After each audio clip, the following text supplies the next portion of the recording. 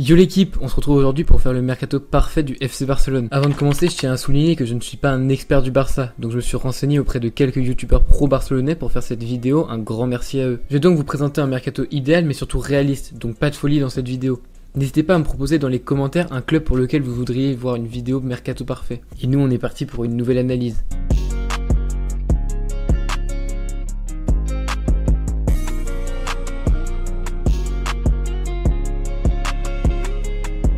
On commencera par poser quelques bases car le mercato a déjà commencé et le contexte actuel du club est particulier. Le FC Barcelone s'est fait sortir en quart de finale de la Ligue des Champions par le Bayern Munich. Le score de 8-2 fait très mal, mais c'est surtout car le club n'était pas dans une bonne posture cette saison. Valverde s'est fait licencier en milieu de saison et c'est Quique Setién qui est venu le remplacer. L'équipe a enchaîné les mauvaises prestations et n'a finalement remporté aucun trophée, plongeant le club dans une grande crise du vestiaire à la direction. La semaine dernière, après l'élimination du Barça en Ligue des Champions, le coach a été licencié, ainsi que le directeur sportif Eric Abidal. On a appris 2 jours après que c'est Koeman, le désormais ex-sélectionneur des Pays-Bas, qui prend le relais au poste d'entraîneur. Le club reste tout de même en pleine crise sportive et économique, donc on restera le plus réaliste possible, c'est pour ça que je me fixe un budget de 20 millions pour débuter, je ne pense pas qu'on puisse espérer beaucoup plus.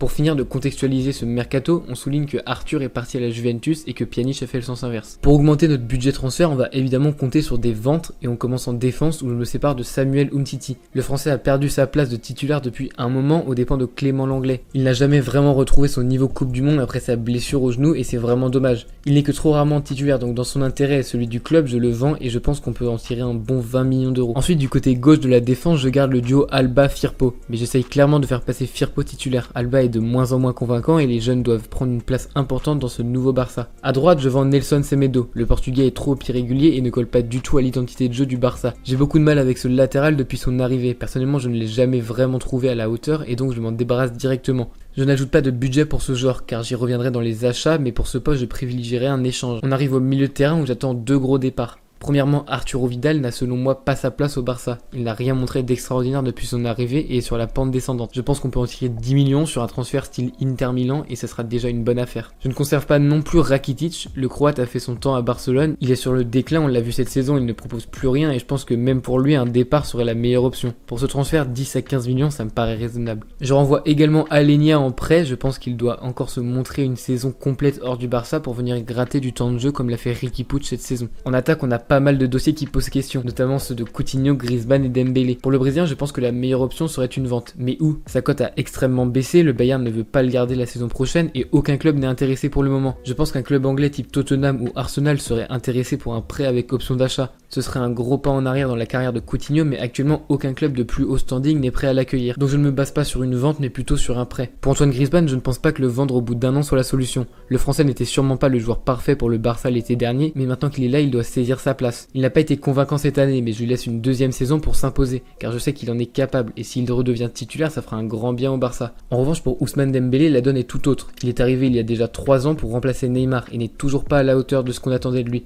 Trop de blessures sur ces 3 saisons et un rendement offensif bien trop faible. Je pense que c'est le moment pour un départ, mais comme pour Coutinho, le joueur a été acheté trop cher et peu de clubs sont intéressés. Je pense qu'il sera compliqué de lui trouver un club, alors je tente de le titulariser à droite une dernière saison, mais en cas de flop, je le vends l'été prochain. Je vends aussi Martin Braithwaite, mais pour le coup, pas besoin de me justifier, le joueur n'a pas sa place dans ce club. On peut en tirer 5 millions d'euros. On passe donc aux arrivées et je vais directement aborder le sujet du latéral droit, dont je vous parlais plus tôt dans la vidéo. Je pense donc à un échange Semedo-Cancelo. On sait que City et le Barça sont ouverts à ce genre d'échange. On a notamment eu dernièrement ce Pjanic-Arthur avec la Juve, mais aussi l'été dernier un échange Cancelo-Danilo entre la Juve et City. Cancelo ne joue pas sous Guardiola, c'est Kyle Walker qui est aligné et ça laisse donc une porte ouverte pour un échange. En plus de ça, Guardiola apprécierait le profil de Semedo. Le deal arrangerait tout le monde économiquement et sportivement. Je ne recrute pas à gauche, mais en défense centrale, je tente le coup Eric Garcia. Il a été formé à la Masia et il a actuellement le choix entre prolonger à City ou venir préparer l'après-Piqué au Barça. Pour 20 millions, je récupère le jeune espagnol et je le fais rentrer dans la rotation.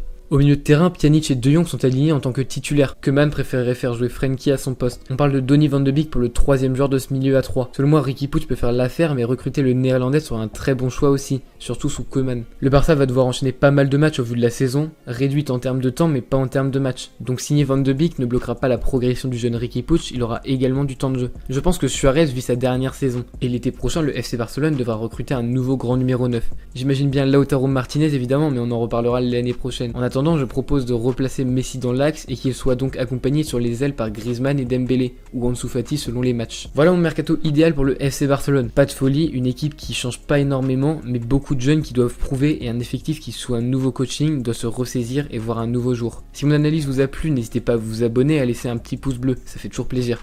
En attendant, portez-vous bien et moi je vous dis à très vite pour une nouvelle analyse.